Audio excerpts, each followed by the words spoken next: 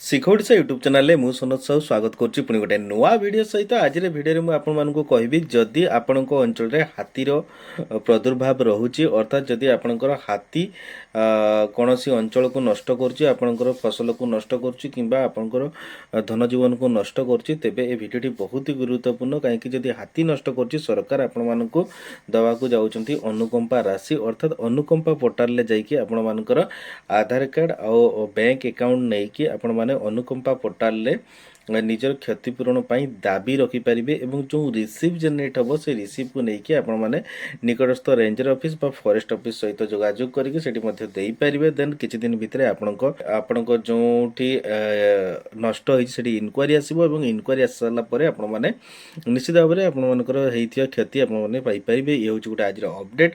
ତ ଏଇଭଳି ଭାବରେ ନୂଆ ନୂଆ ଭିଡ଼ିଓ କମେଣ୍ଟର ଅପଡ଼େଟ୍ ପାଇବା ପାଇଁ ଚ୍ୟାନେଲକୁ ନିଶ୍ଚିତ ଭାବରେ ଲାଇକ୍ ସେୟାର ସବସ୍କ୍ରାଇବ୍ କରିବା ପାଇଁ କେବେ ଭୁଲେନି। ରହୁଛି।